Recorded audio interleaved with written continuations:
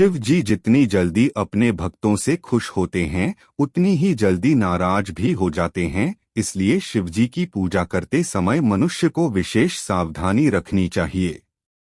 वैसे तो सोमवार का व्रत बेहद ही सरल होता है, लेकिन इस व्रत को करने के कुछ नियम हैं। उन नियमों का पालन करना आवश्यक है। कई बार सोमवार के व्रत और पूजन में कुछ गलतियां हो जाती है और कहा जाता है कि इन गलतियों की वजह से व्रत का फल नहीं मिल पाता। आइए जानते हैं सोमवार को व्रत करने के नियम और साथ ही जाने पूजा में कौन सी गलतियां न करें। देवों के देव महादेव की पूजा ऊर्जा माना जाता है कि भगवान शिव जी की पूजा करने से मनुष्य को जीवन में वह हर सुख मिलता है जिसकी वह कामना करता है। सोमवार का दिन भगवान शिव लॉर्ड शिवा को समर्पित है। इस दिन भगवान शिव की पूजा के साथ ही व्रत भी रखा जाता है। इस दिन के व्रत को सोमेश्वर नाम से भी जाना जाता है। देवों के देव महादेव माने गए हैं। बता दें कि भगवान शिव जी को शंकर, आशुतोष, महादेव, भोलेनाथ सहित अनेक नामों से जाना आता है।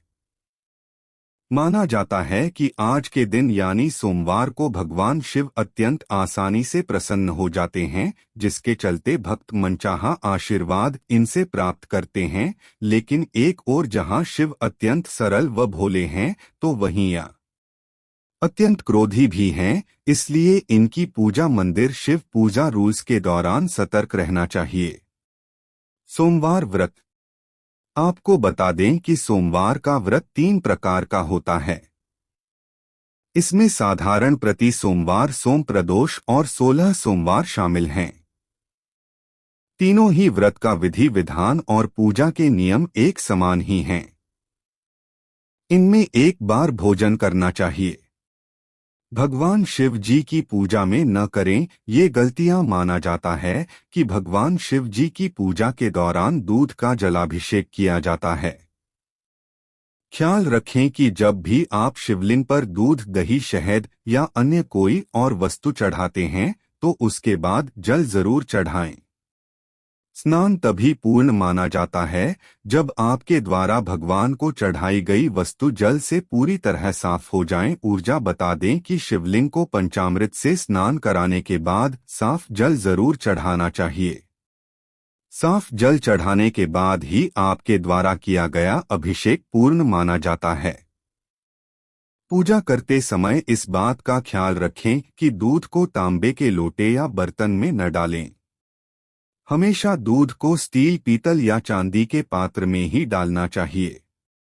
बता दें कि तांबे में दूध डालने से वह दूध संक्रमित हो जाता है और खराब हो जाता है।